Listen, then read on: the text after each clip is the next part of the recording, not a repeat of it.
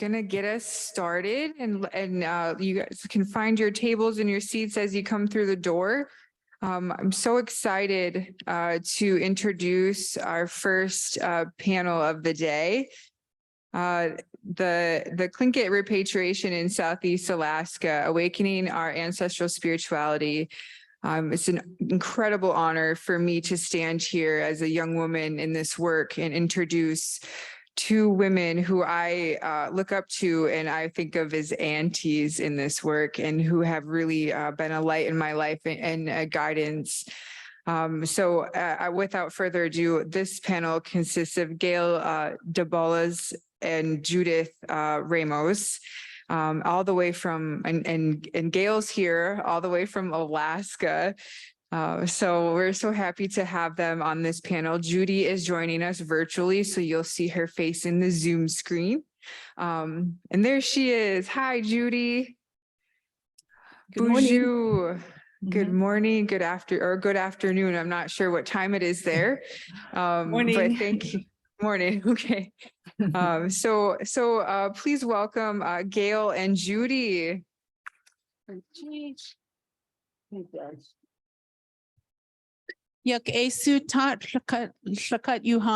Good morning, everyone. We're happy to be here. I'm Gail Dabaluz, and it gives me a great pleasure to introduce my colleague, Judy Ramos. She's a powerhouse is what she is. She and I are both students at the University of Alaska Fairbanks in the Indigenous Studies PhD program. We both have ancestral ties to Yaktat. And she comes from a long line of educators, and she is oh gosh, I can't remember your title. She has been a former professor at the University of Alaska Fairbanks, and she's currently at the University of Alaska Southeast. We finally got her back home, and she is of the Raven Moiety, Kwashkikwan, and she's a child of a Koho, and she is also, I think, Dutch Hun of Taekwondi, so she's got lineage to the brown bear people. And it gives me a great honor to introduce Judy Ramos. Judy? Gail. She's my father's relatives from the Dry Bay region, and thank you for the great introduction. And I'm very honored to be able to speak from you. I'm sorry I could not join in person, but I'm very happy to talk a little bit about some of the NAGPRA issues in Yakutat. And I'm very honored to be able to speak about our traditional ways and also our traditional practices from the Tlingit people of Southeast Alaska. So thank you very much, Gail.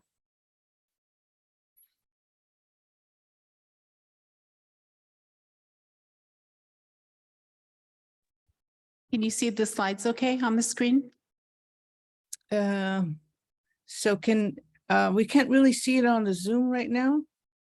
Okay, so it's the land acknowledgement slide.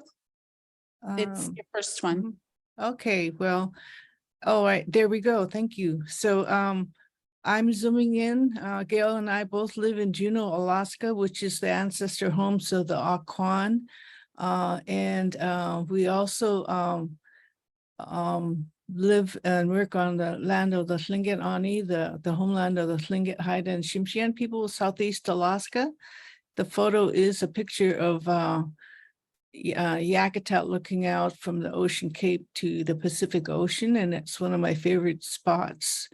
When I go there, we always see the tracks of the brown bears on the sand, and it's a beautiful spot. So this is our homeland from Southeast Alaska. So thank you. So I wanted to, I know Gail already introduced ourselves, but I'm from the Raven Moiety and from the Kwashkikwan clan, from the Yakutat people, and my father's people are Koho from Dry Bay. My grandfather's people are the brown bear people from the Anclan River. And maybe you can introduce yourself, Gail. I know you'll do it later too.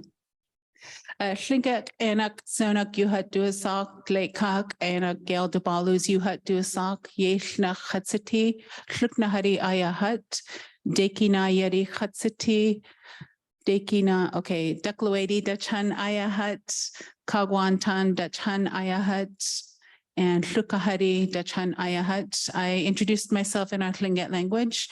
I am Seonak, which is our clan mother, our former clan mother's, one of her Tlingit names, and it refers to the little light. And I am of the Raven Moiety, Silver Salmon clan. I'm a child of a Haida, grandchild of a killer whale, a wolf, and another salmon. Ganachish.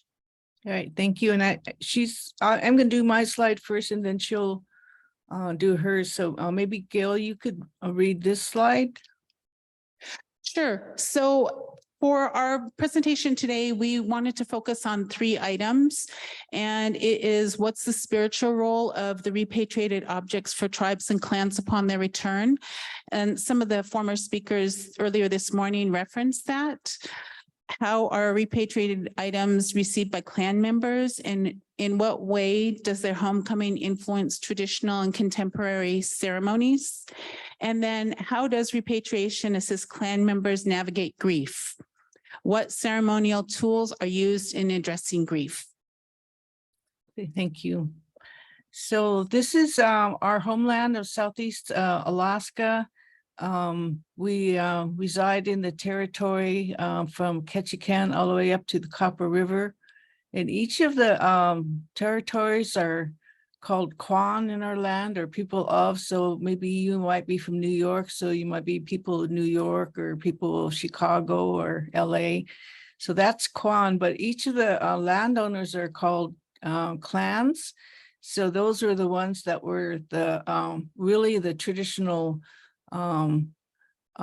landowners. They also have a certain territory that they occupied. So each of the clans are subdivided into what's called houses, or they're more like lineages. So my lineage, I'm from Yakutat, Yaktat Kwan. I'm the Koshka Kwan clan, and I'm from the House of the Owl. And my house also has 2 sister houses. We're the Fort House and then the Moon House. So we're all kind of one clan, but we each time a house became too full, they built another house and gave it another name. So that's the traditional social structure of the Tlingit people. But as far as ownership of land and items and objects, songs and names, all are clan owned. So everything is kept by the clan ownership. And so anything done has to be done through the clan. So as a clan member, I can't give away any object that's clan owned without the permission of the whole clan. So that was the way we operated politically and socially as Tlingit people. And maybe if Gail wanted to add anything on this slide. Sure. Let me refer to my notes. Just bear with me. So let's see. A couple of the Tlingit core concepts that are related to the human domain of our Tlingit's cultural practice include shuka, and it's the idea of a joint heritage of past, present, and future members. And that was also referenced in the video clip that we saw just a bit ago. That was, I believe, the Anishinaabe. So that made me feel really, really good that other tribal people have the same outlook as we do. And then another core concept is shagun, and that refers to remembering and honoring persons that have gone before who have had special meaning or experience for clan members. And what Judy is referring to with the clan objects or our ancestors' possessions is in our Tlingit language, it's called at.oowú. Those are sacred objects and practices that embody and memorialize ancestral experiences and claims to territory, resources, and relationships. And these appear at our koo.eex, which is a post-mortuary ceremony. Okay, so next slide. So this is our regional governing body, which is the Central Council for Tlingit Haida, where Gail works. So as we settled for land claims, we asked for land claims under what's called the Alaska Native Brotherhood and Sisterhood. But the government said you have to form a new organization for land claims.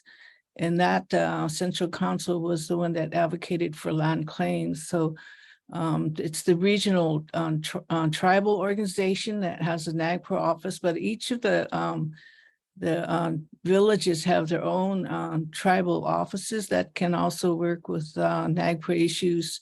But most of the everything has to go through the clan, but that's sort of our regional governing body for our tribal organization. So once land claims was settled, we formed what is called corporations.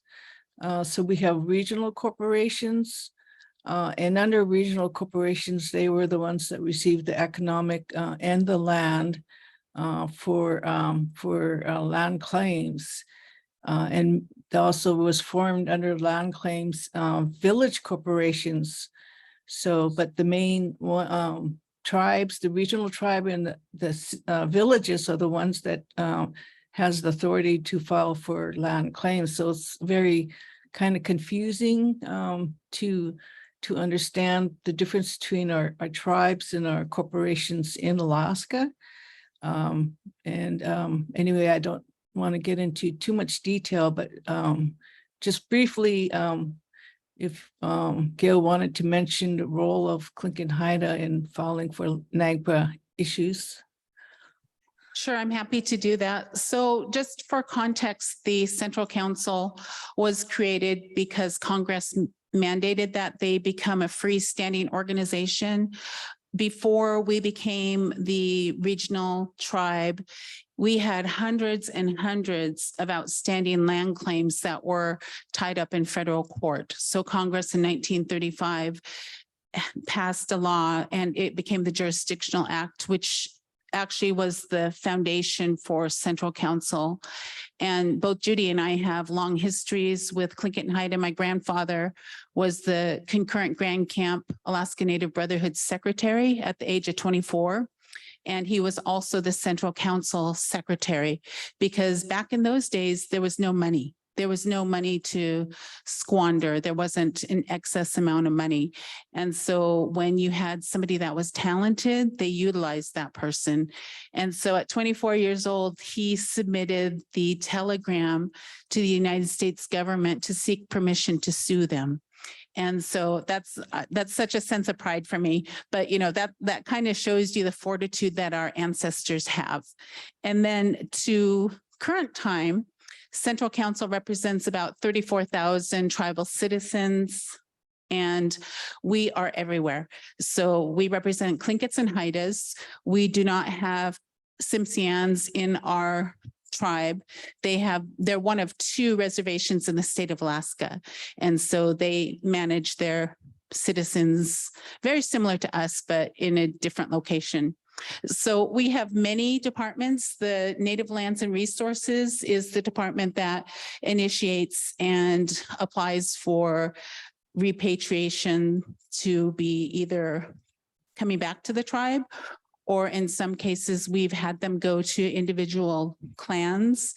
And if the clans do not have the ability to house these objects that were, or our ancestors' possessions that were in pristine conditions for 200 years, then it'll stay at the tribe.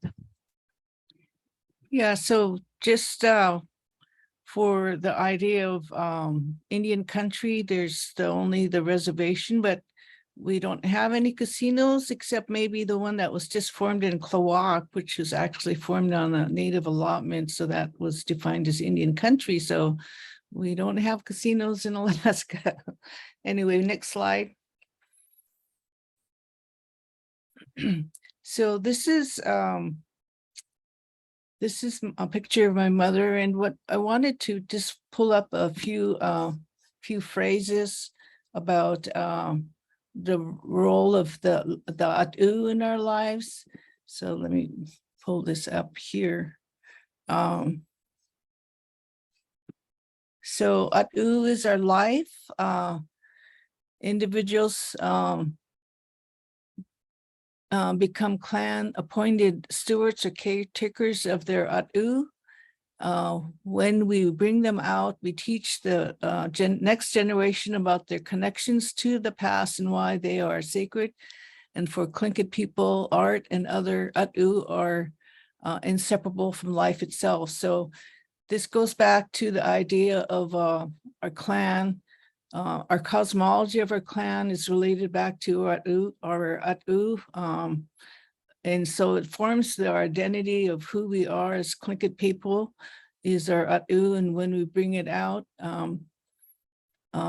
that's our cosmology of who we are. So I give example of my clan that when we migrated down and came across Mount St. Elias, we claim Mount St. Elias mountain as our at.oowú, and it's a clan cosmology of who we are. So on all of our regalia, we wear the Mount St. Elias on there.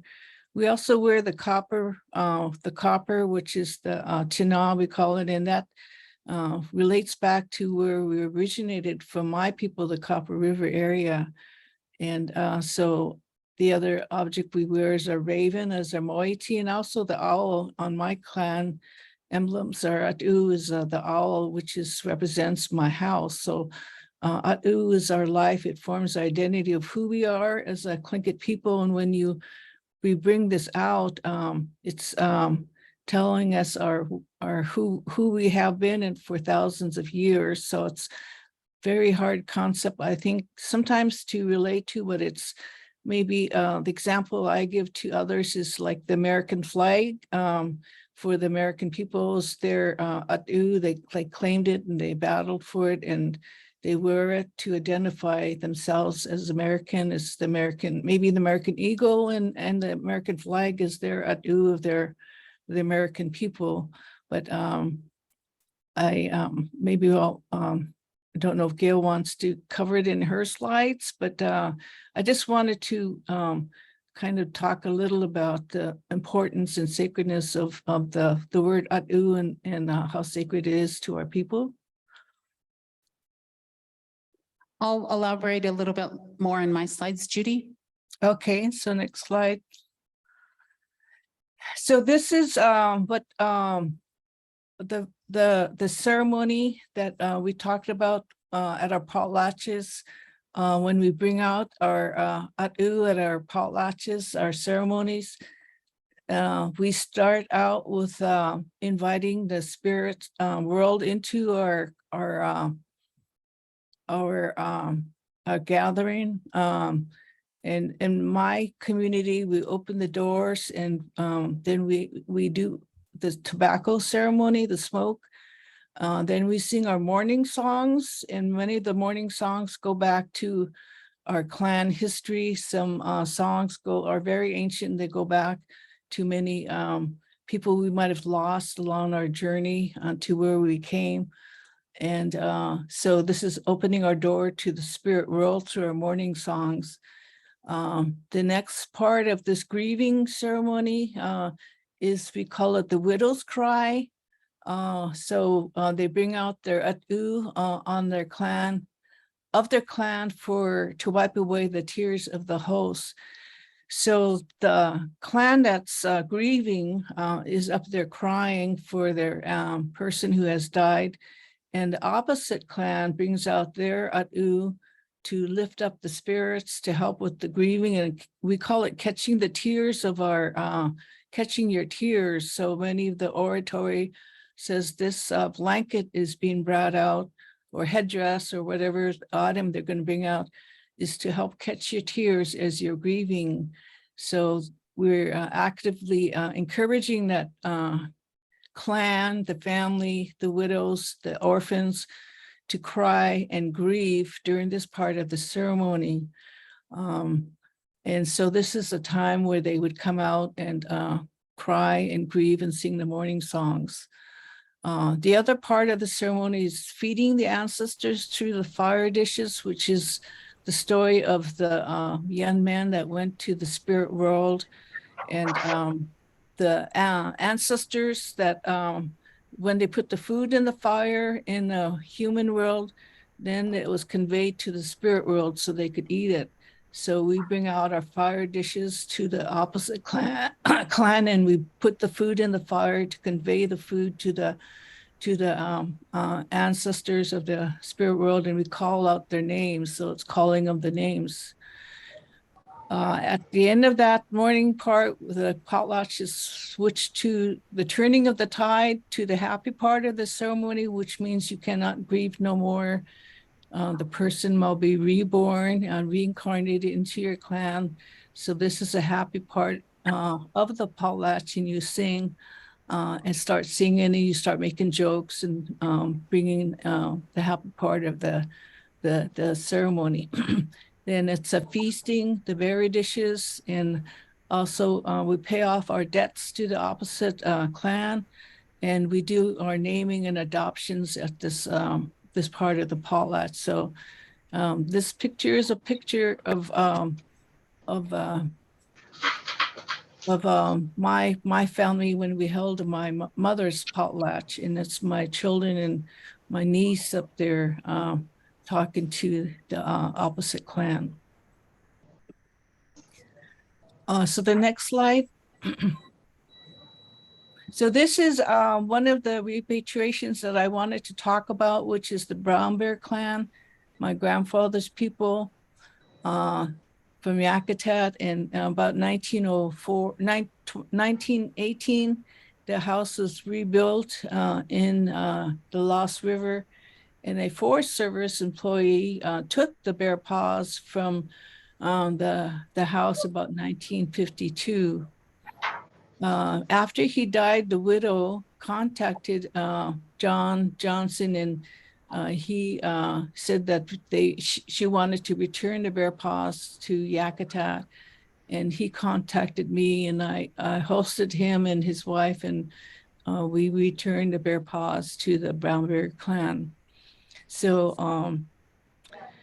the Yakutat Tekwedi now use the bear paws in their ceremonies. And I was looking through our songs that were recorded from 1950s, and I found a song that was sung there. And I'll play, maybe, I don't think it works on that slide. Do you see a song on that slide, Gail? No. Okay, it didn't get embedded there, but I'll play it off of mine real quick. So this is a song that Jim koo.eex anyway. Let me see if I could, you probably can't hear it, but.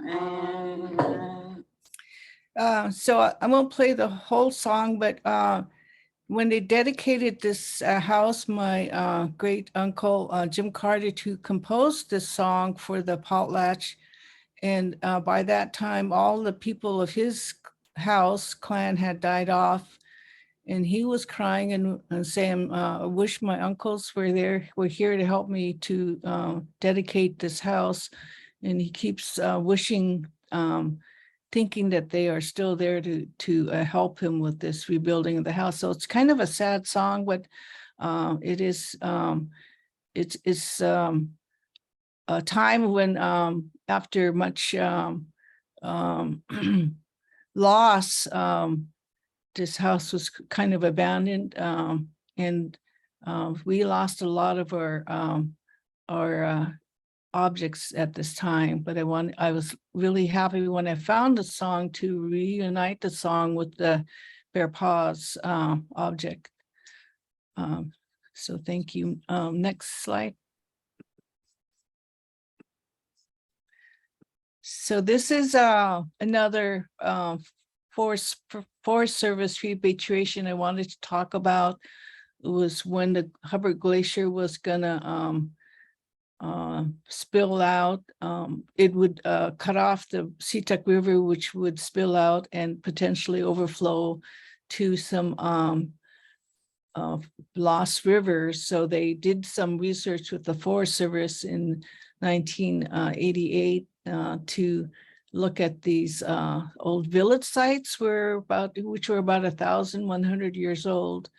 And they excavated about 7,000 historical and prehistoric artifacts, including some human cremated remains that were recovered. The archaeologist Stan Davis did his PhD dissertation on this excavation of this village, but he never returned the cremated human remains back to Yakutat, but finally, finally the Forest Service asked for him to return it. So next slide. So so about 20 years later, he still had those cremated remains, and they requested the remains back from him, and the notice of inventory was published in July 2009. So he finally forced him to bring it back.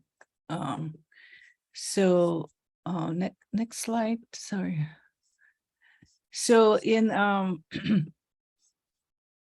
2010, the tribe under NAGPRA requested the repatriation of the human remains, and there was a delegation of my parents and Eagle representative and my daughter as a youth to go back to pick up the remains. And at that time, we were able to view the objects in there. There was these huge stone lamps that were there, which were the largest stone lamps that were recovered.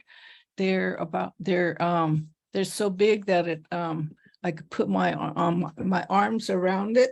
So they're about this big. I could put my whole arms around those big stone lamps, including some really interesting Russian coins and other objects that were in the Forest Service collection. So next slide. So this is the when we reburied the human remains, and the elders, we met with the elders. They wanted the remains to be reburied back at the Lost River site where the excavation was. So a delegation of people from that clan went to they buried at a secret location with Forest Service. And so this is the reburial of those cremated remains. So next slide. So here we are after the reburial ceremony. So this represents many of the elders and other people. Forest Service too was involved with the reburial of those remains. So next slide.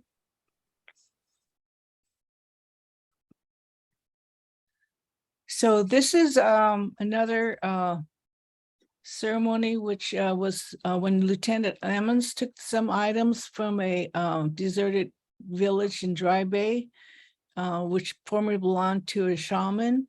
And in 2002, the Field Museum purchased the items. Central Council, we made a NAGPRA claim for 19 of those objects, including the 4 masks. Maybe next slide.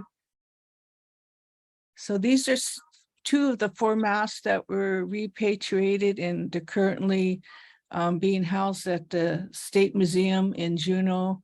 So we don't have a museum at a tribe yet, but after that, I did make a NAGPRA visit with the tribe to the Chicago Field Museum, and they have over 100 objects. And I opened up tray after tray after tray of just masks from that museum. So next slide. So these are just a few of the items that I looked at when I was at the museum in Chicago. So this is our NAGPRA visit to the Chicago Field Museum, including two of these beautiful masks that were there. So next slide. So these are just a few of the museums where there are Yakutat collections all over the world from different Malaspina and other explorers, plus all the other museums that have Yakutat collections. So next slide. Of my references. So thank you. I think you can hear the cat in the background, but thank you very much. I really appreciate the opportunity to talk about a few of the NAGPRA visits and claims. So I'll turn it back to Gail. She's Judy. After I do my presentation, we can field some questions if you stay on.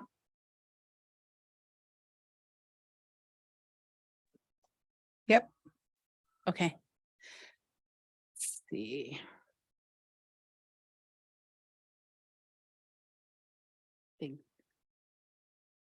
Ready to fire my secretary, who's me. Let me see, I'll have some help from Colleen. Sorry, the cat's being a pest right now.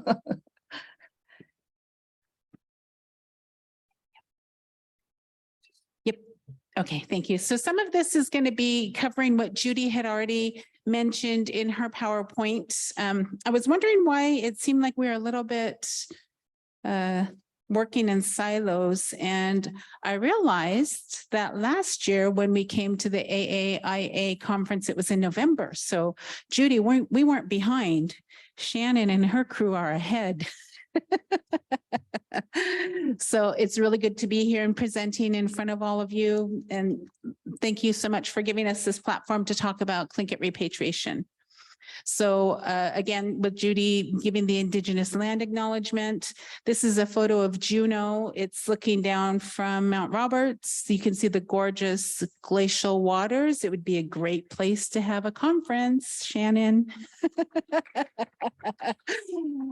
And I also just wanted to acknowledge the folks that we are standing upon their land, the Pokagon Band of Potawatomi, and excuse me if my pronunciation is a little bit off.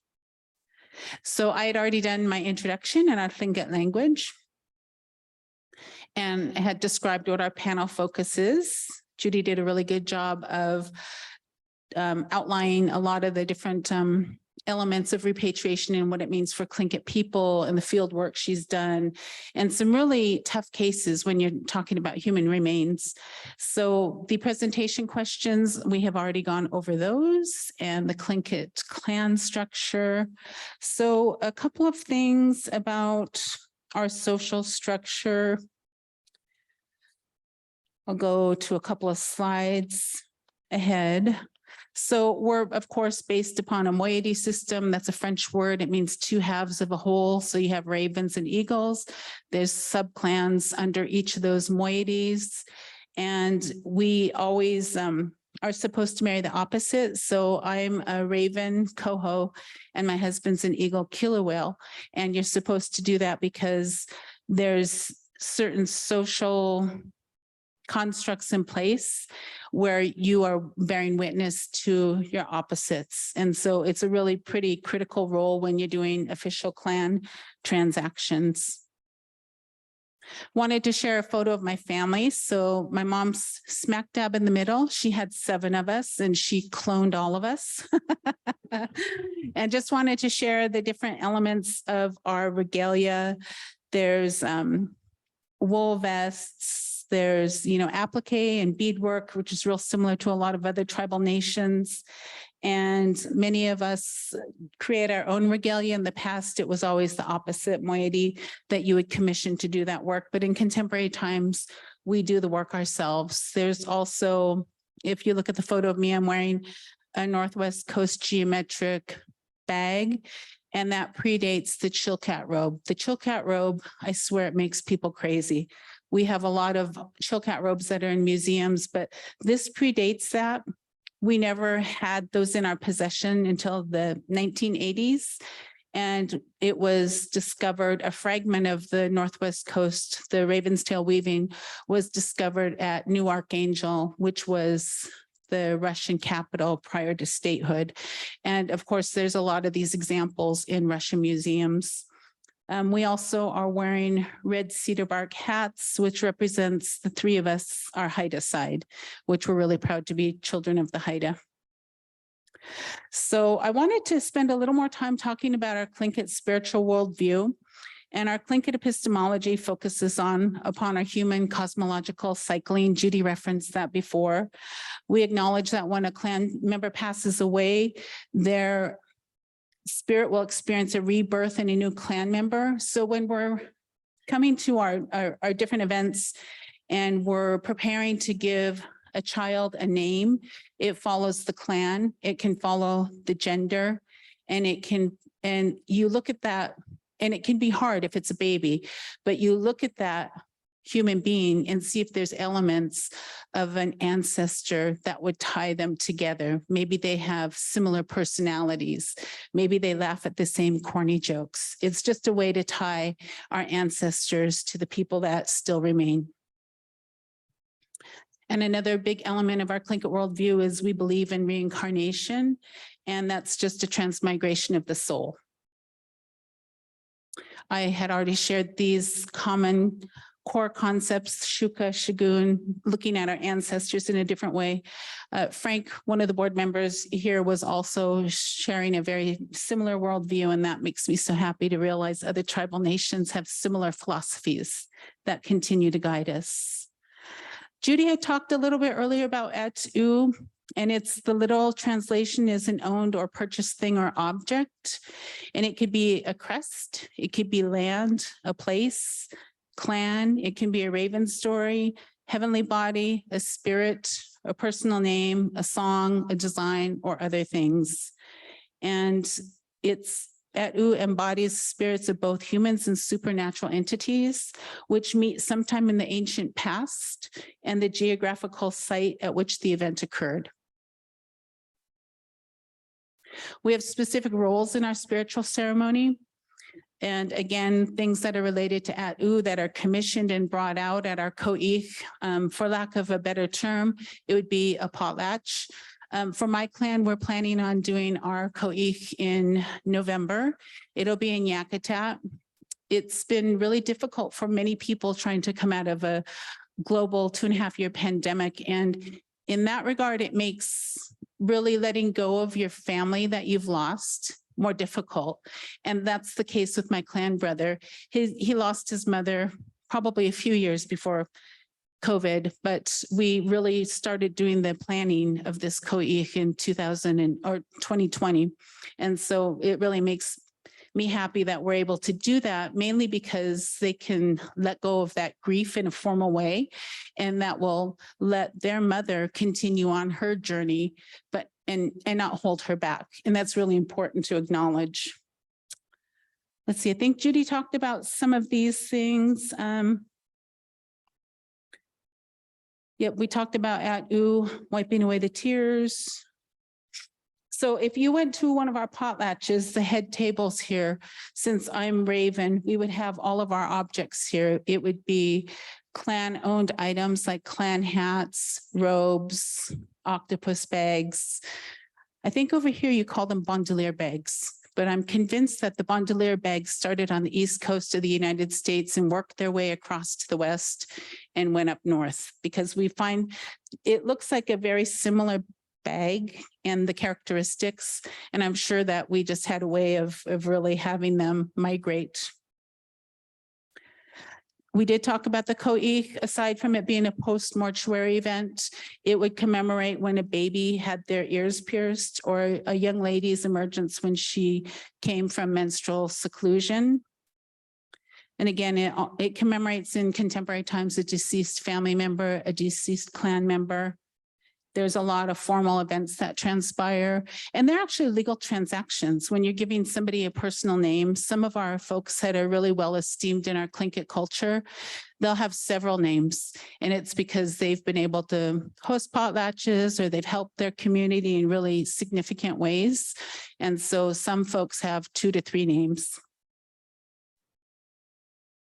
So we rely on our tribal and clan spiritual foundation to receive our ancestors' remains and possessions.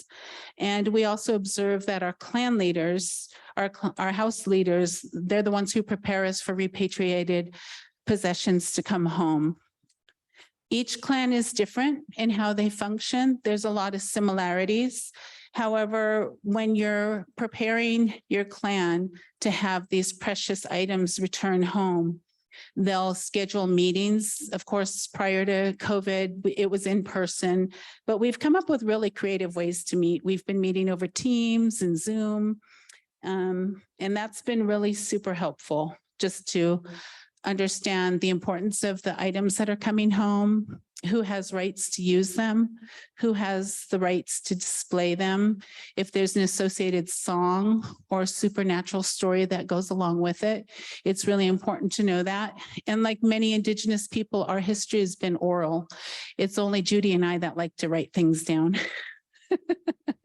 There's others too, of course. She referenced Nora Dowenhauer, and she really was just a standard in Tlingit literature. And so we're fortunate, but you know, it's not very common for people to be at a clan meeting and have a bunch of papers like we like to do. But let's see, what else can I say about?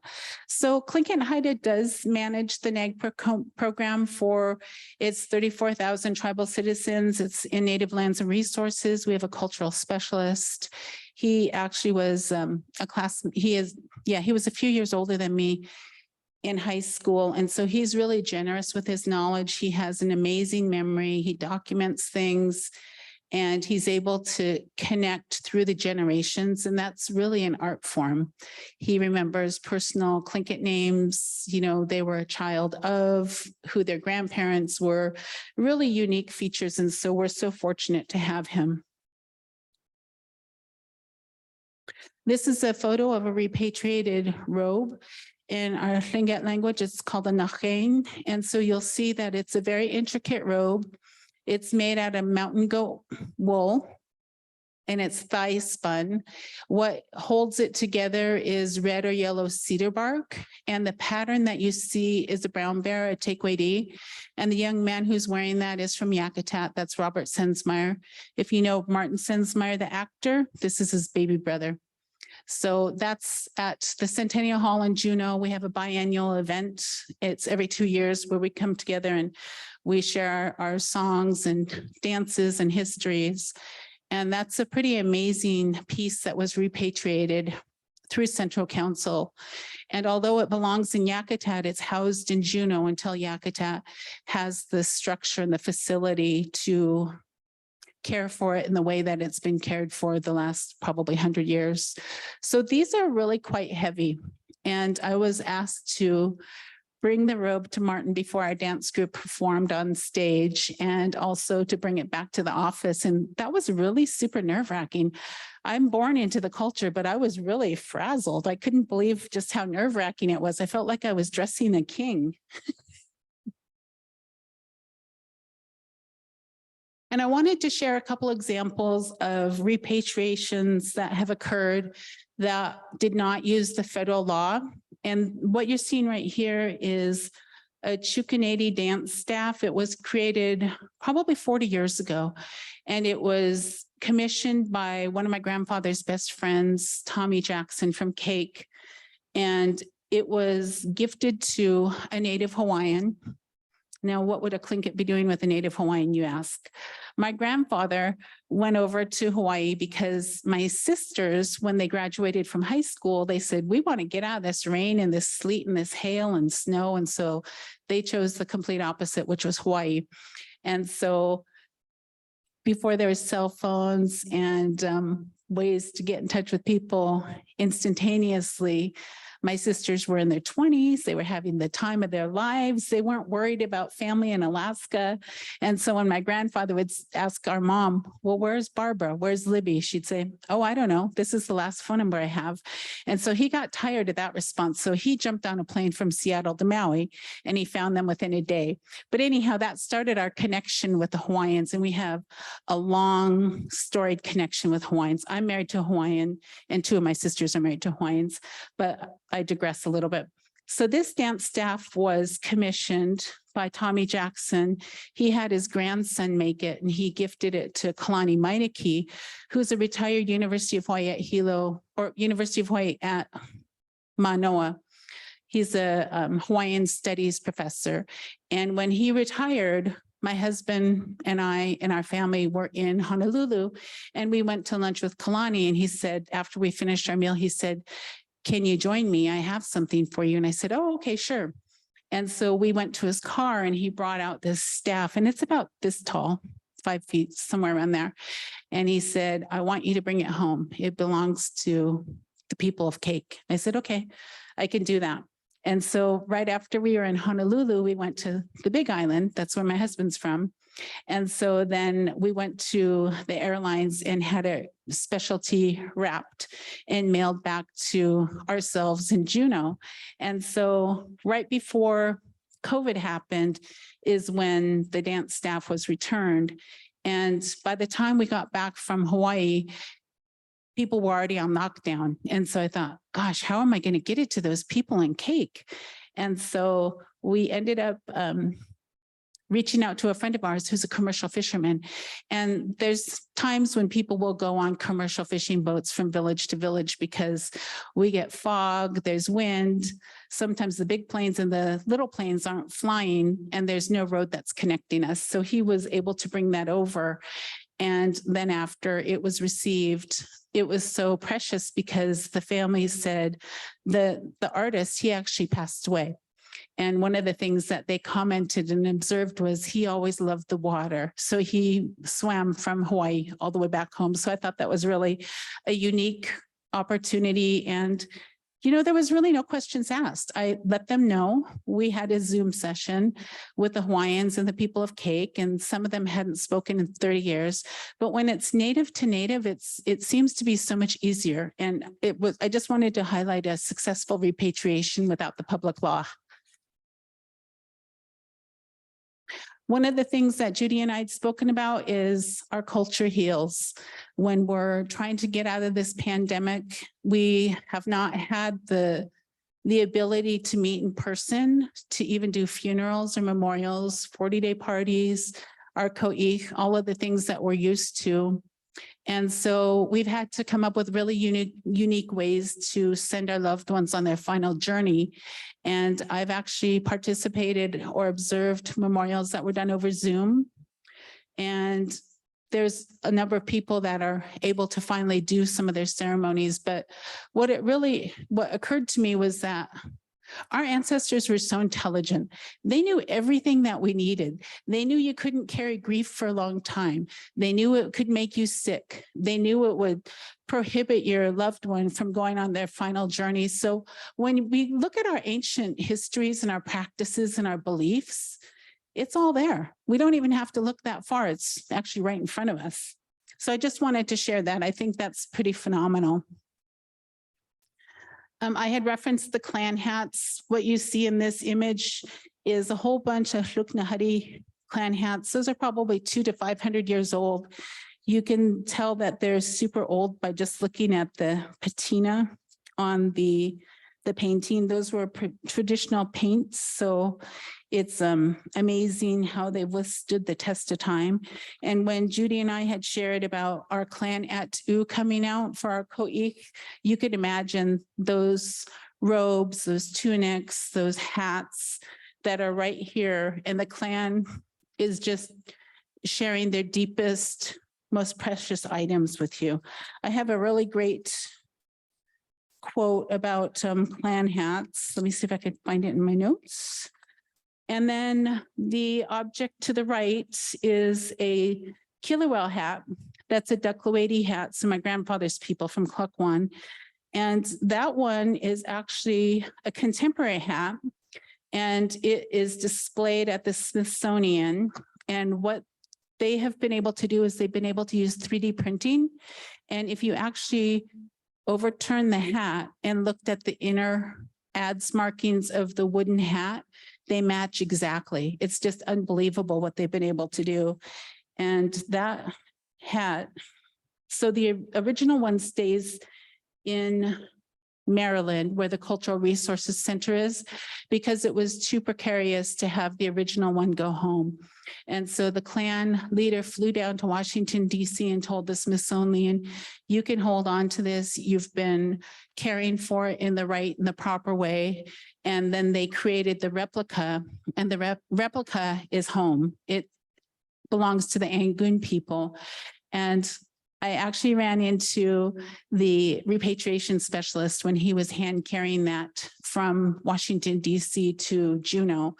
And they hold these pieces in such regard that they're packaged in a special box with a lot of foam. They're, you know, they treat them like they're just the heirlooms that they really are. And I was the first Tlingit person to see the clan hat. I was really excited about that. So I don't know where my quote is, but let me share with you what the significance of these are. So when I look at our clan hats, I really look at them as a portal to our ancestors. So you take a tangible object and it ties you to all the ancestors that have gone before us. When somebody had asked, a social scientist asked Tlingit people, how old are you? And they said, the only people older than us are the rocks in the river. Go ask them. And our, you know, science is finally now catching up to what we've known all along through our oral traditions. All my paper shuffling, I did find my quote. So here it is. The most prestigious object in any Tlingit clan is the crest hat. It is a physical manifestation of lineage traditions likened to a crown of royalty. On the momentous occasion when it is worn before the people by its noble custodian, it reminds all who see it of its history and of the glorious deeds of the clan ancestors. And this was a quote by Bill Home, which I think is so fitting. Here's another repatriation example. And Judy had mentioned the Alaska Native Claims Settlement Act that was done in 1971. And what that did was, it was another congressional act related to Alaska Natives, and it was also extinguishing Aboriginal title. And so if you ever want to seek Indian laws, just type in Alaska, just Google it, everything will pop up. But this is the Gold Belt place. And so that's the urban corporation for the Juneau, Tlingit and Haida Indians. And so it was ours. I belong to Gold Belt. I'm also on the board of directors. But this is an amazing example of repatriation that's done without the federal law. So we sold the building. We needed to sell it. So we sold it to the state of Alaska, to the permanent fund. And what we did in the sale agreement was said, if you ever change the name of the building or the characteristics of the building so it doesn't identify as Tlingits or Haidas, then we will repatriate every piece of art that's in the building. So there's 3 totem poles. I don't know if you can see the one that's on the very left-hand side. And all the images, those are all copper pieces.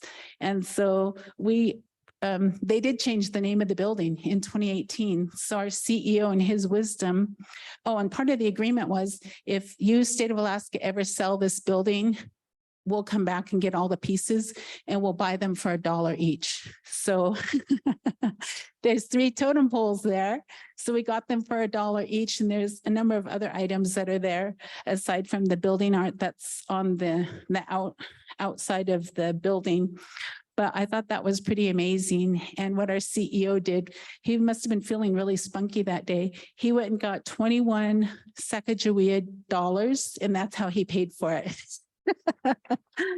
And on the back side of the Sacagawea coins is Elizabeth Paratrovich. She's the one who, she along with her husband, Roy Paratrovich, shepherded in the first national anti-discrimination law 20 years before the civil rights hit the national pavement. So I'm actually really proud of all of these different accomplishments of our people. And I just actually wanted to say, Gunachish, thank you for your time and attention. Shannon, Colleen, you've made this so easy for us to present. And it's always so good to see all of your faces. I learn every single time we come here. And I would especially like to thank the board of directors and for the local band for hosting us. Gunachish.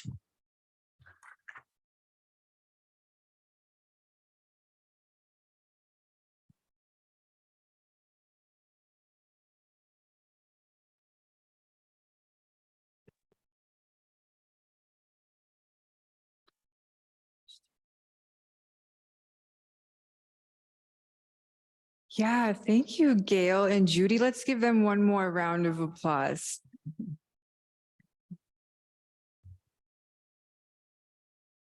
At this time, we are opening it up for questions from the audience and both here in person and on Zoom. So if you do have a question, just give me the high sign and I'll run the mic out to you, okay? And don't be shy. All right. Mr. Joseph Daniels.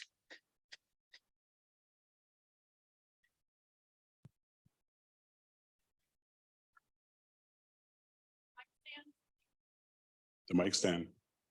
Oh, Oh, there's another mic. Interesting. B12, B12. First of all, I'd like to say thank you very much for your presentation. Very, very profound in terms of preservation of the history.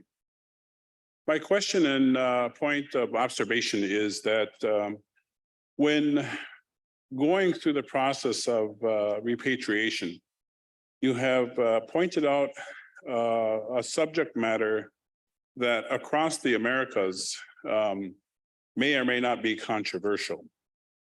What I'm referring to is the 3D printing of patrimonial items.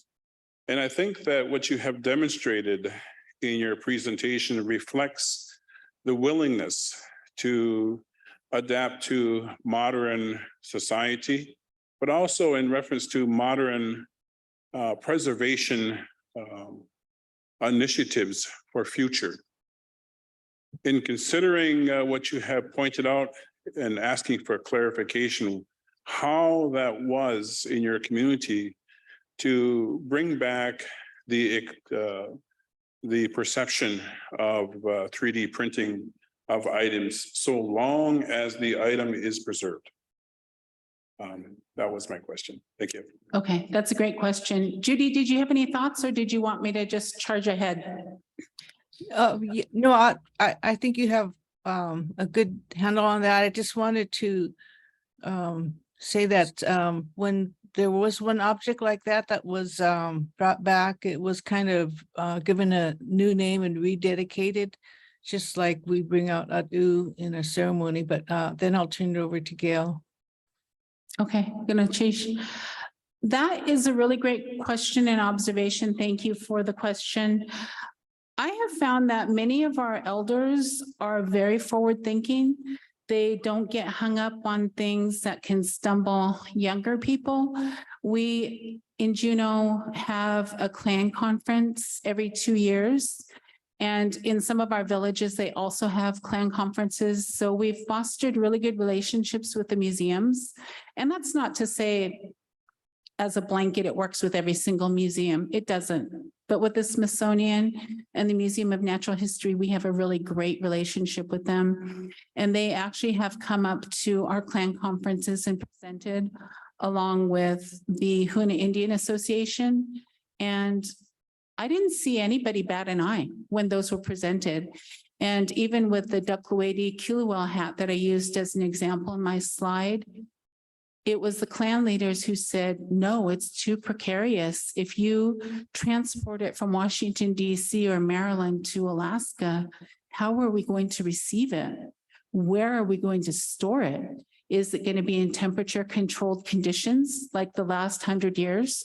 And when the answer just kept coming up, no, that's when the clan leaders said, I would like a replica. And they actually have brought it out at the clan conference and they dedicated it and they explained it to all the witnesses. So with Tlinkits, we really love witnesses. And when we do our official clan business, it's so nobody can dispute anything. And if they try, there's a room full of other people who saw the same event as you. And so to me, it was a non-issue. And I was really happy to see that our community, our tribal community, embraced new technology. They have also done totem poles using 3D printing and paddles, I believe canoes. Again, this is Huna that's doing a lot of this visionary work and I find it inspiring. I come from a family full of artists that do totem poles and weavers and bead artists, and our ancestors never hesitated embracing technology. And this is just an example of that. Judy, did you have some thoughts to add? No, I just thought it was interesting when an object was brought back. We did the same thing at the museum in New York for the beaver prow, the canoe piece from the bombing of Angoon. We sent the original back to Angoon, but we made a replica for display at the museum in New York. So that's another way of using a replica to display in museum, but the clan owns the original, so that's another way it could be used. Thank you. Any other questions?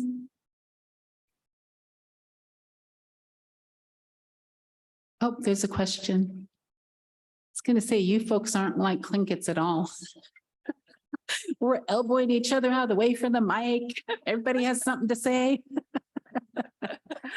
Thank you so much for your presentation. My name is Teresa. I work for the Niska Nation.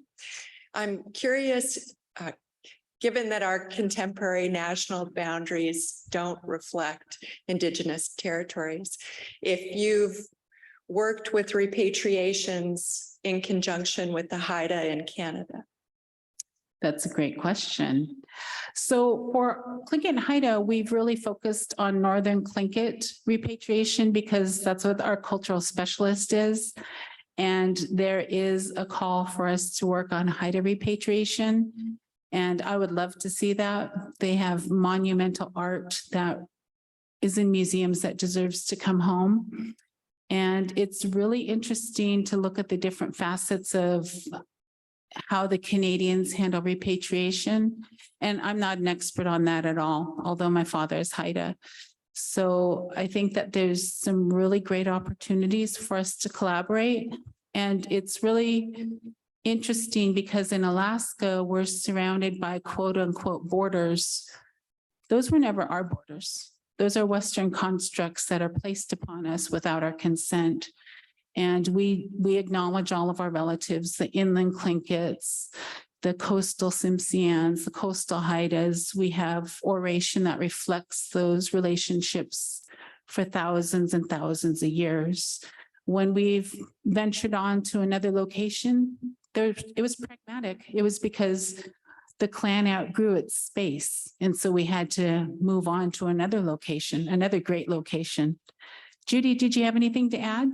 Yeah, so I work with Nika Collison with the Haida Museum, and we're working on repatriations with the American Museum of Natural History. And so part of our agreement of curating their collection there and the display was that we each repatriate at least one item back from the museum in New York. So we're still in the dialogue process with that, but I think there is more willingness and openness for international repatriations that's been happening So I know there was some what is that called? The national organization was looking at international repatriations at the last AAIA conference, and that was interesting to learn how we can work towards international repatriations. Thank you. Thank you, Judy. We do have a question back here from Joyce Fry. She's asking, just curious about the reburial ceremony. You stated the site was secret. Is there a specific reason for that? And could you please elaborate? She also wanted to thank you guys for doing such a great job. I'll let Judy handle that one. She was involved.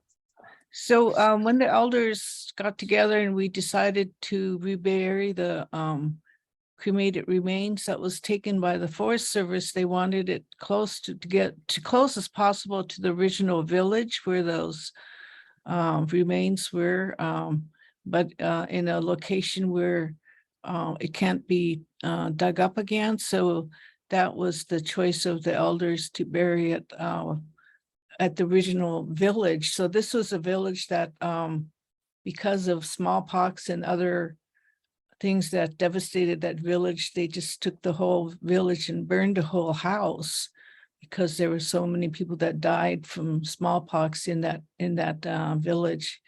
So that was the sacred site that I mentioned where we did the reburial ceremony. So anyway, that's kind of a sad history of how that village all died off from smallpox.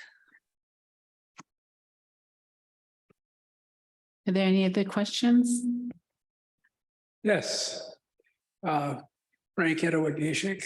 I noticed in the presentation that some of the initial work was done because of advancing glaciers, and that there were places that might be in peril because of that. I'm wondering, given the current trend in climate, because of retreating glaciers, are there sites that are now opening up that people might, so the reverse may be true? Has there been any investigation along those lines? There has been. Judy, did you want to answer this one? Yeah, I did a presentation for the Arctic Research Agency, and most of the most severely endangered ones are the northwest coast along the Arctic, where the big eroding storms come out there. They've eroded a village called Nunalak, and Nunalak has kind of established its own mini museum up there in the Arctic. But there are many endangered sites because of eroding coastlines and retreating glaciers causing flooding in many places. So, but the most severely endangered now is up there along the northwest coast of Alaska. Many storms have eroded villages, old village sites, and sometimes it's like 2 feet a day with the big, huge winter storms. And so there's been some severe erosion to many of the old buried villages along the coast. So I'll turn it back to Gail. Thank you for that question, Frank. I would use an example of the inland Tlingits from the Champaign-Ajac area. That's where my great grandma came from.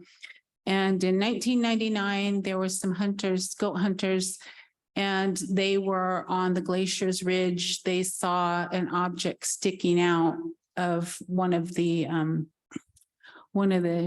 sheaths. And so they went over to investigate it, and it was a wood walking stick. And what they discovered was there was a fully entombed Tlingit man, and he had been injured and he fell into the glacier. And so there was a lot of Western scientists who wanted to study him, and they actually did do some DNA studies. They were able to examine the contents of his stomach, and they found beach asparagus and salmon. So that meant he was a coastal Tlingit. And Sealaska Heritage Institute, which is a cultural and educational arm of our urban corporate or regional corporation, Sealaska, they were intrigued by that. And so they sponsored some DNA studies. So this was in 2000, way before Ancestry, 23andMe. And so they recruited as many Tlingits as they could. And it was really interesting because my mom was working for koo.eex, Inc. That's one of our Alaska Native Village corporations. And I was working for Sealaska Heritage. I was the one who received the first phone call. And she was so mesmerized by it, and so was I. She wrote articles about it in the koo.eex Inc. newsletter, and she and I were both keeping tabs. What's going on? What'd you hear? What'd the Canadians say? And then we just rediscovered some of our family, but they ended up reinterning him. The Champagne Ajac people decided to cremate him, and then they reburied him, and they never disclosed the location. And they did that because they didn't want him to be disturbed. And so many years later, the DNA results came back and my family was related to that young man. And it was just so amazing because we felt such a connection. And I'm convinced DNA never forgets.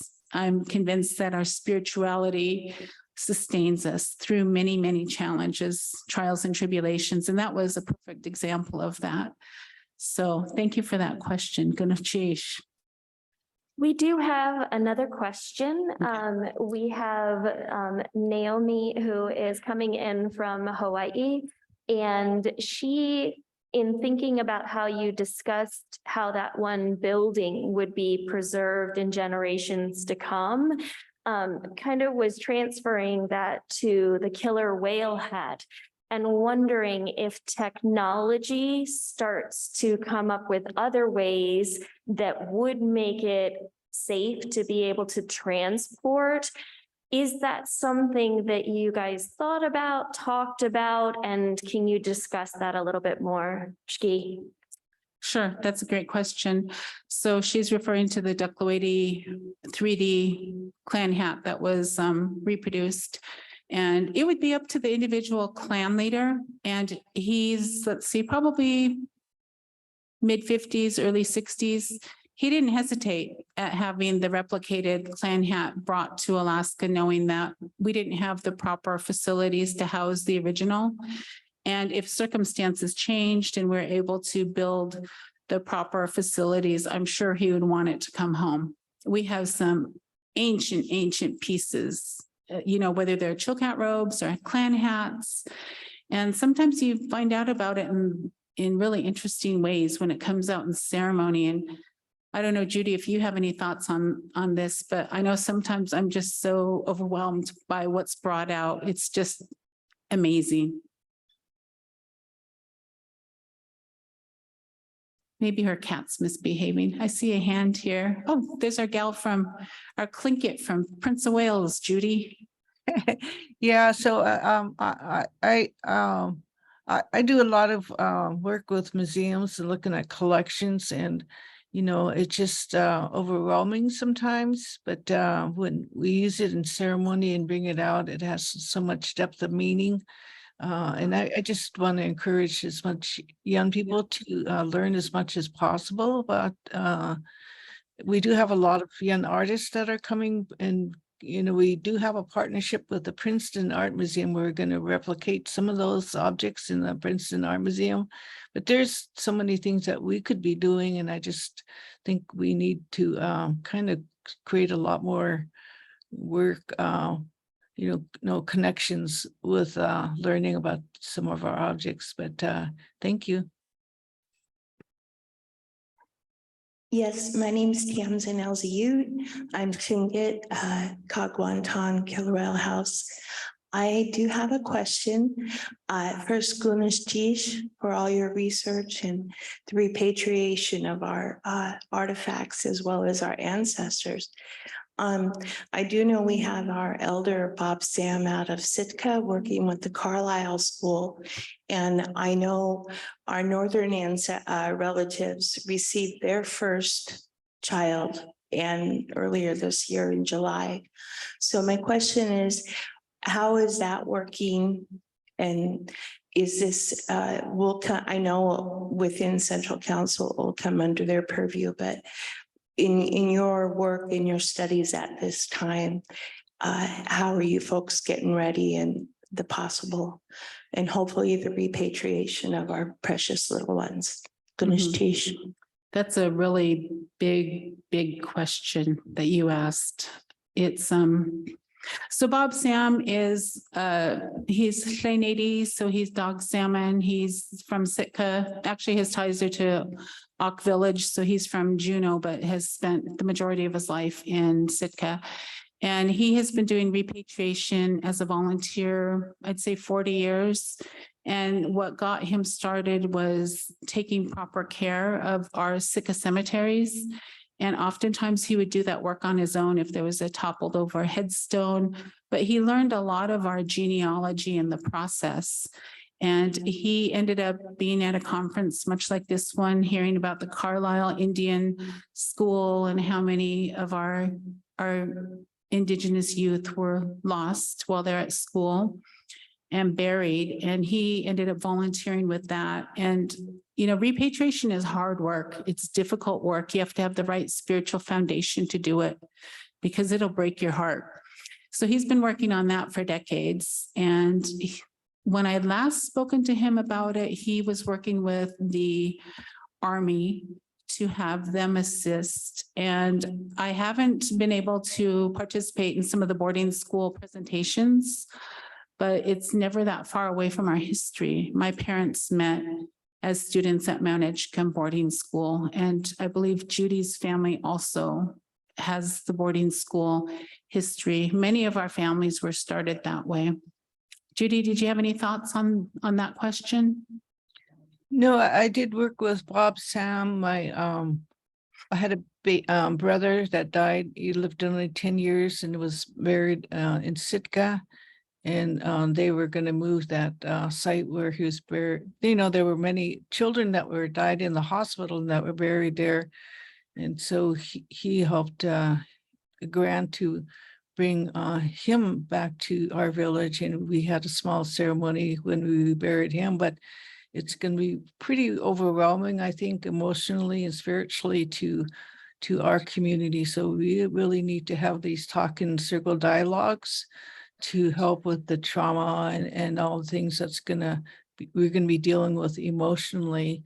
I'm lucky my grandmother and was at the Portland Salem school, and she talked about that. She was a little girl and came back as a teenager, but she didn't die, but she had TB and was out at a TB sanatorium.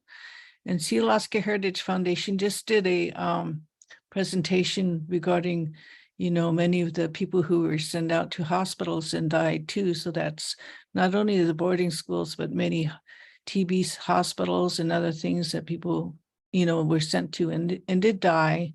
And we still are working on finding out who was buried there. Thank you. I thought I saw a hand up over here. Maybe not. Oh, there she is. Hi, I'm Ann Jenner. I'm from the University of Washington in Seattle.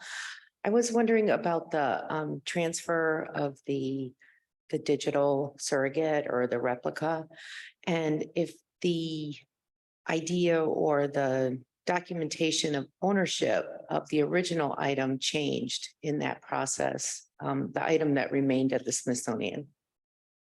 So there was a lot of consultation, and thank you for that question, with the Moiety clan leader from Angoon. His name is Edwell John. He traveled from Juneau to the Smithsonian many times, the Museum of Natural History. They have huge repositories of our most precious items, as big as this room.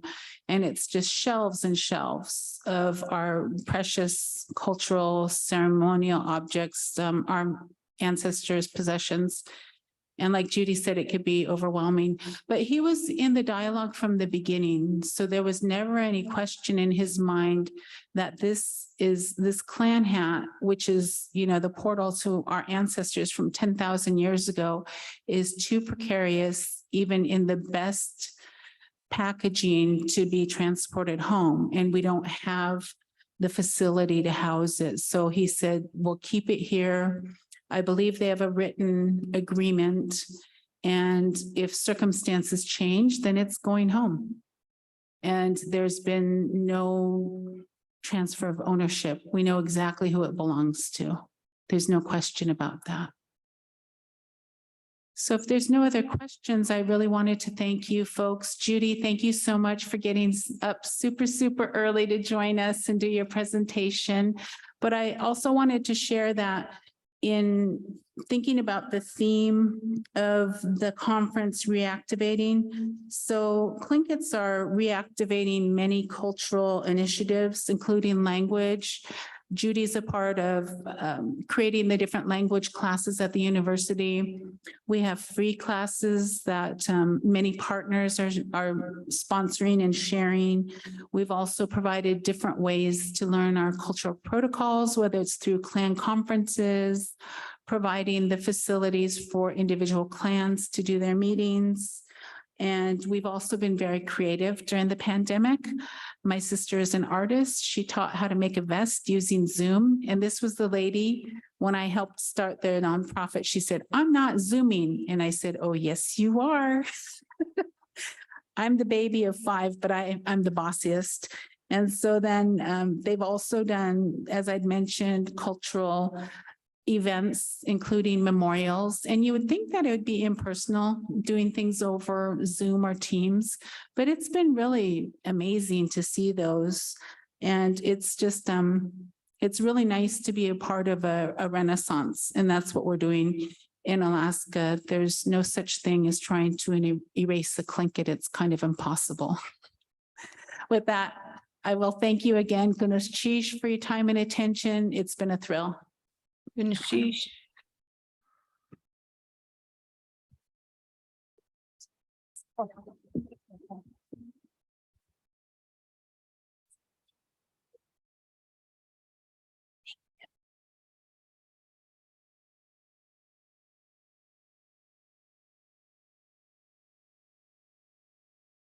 All right. Okay. I turned it off last time I was up here. Okay. Well, thank you again, Gail and Judy, for that beautiful presentation. That's going to lead us right into lunchtime. So I wanted to let everyone know that there are vegetarian, vegan, and gluten-free options for lunch.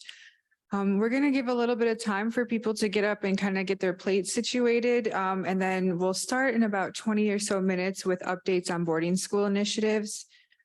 I understand that we started our morning in prayer today, but I'd like to acknowledge all of the cooks that have been here cooking all of this wonderful mijim, our food for us, our sustenance, and for our hearts and our minds and our bodies, and just acknowledge all of the hard work on behalf of the Four Winds Casino and staff. If we could give them a round of applause.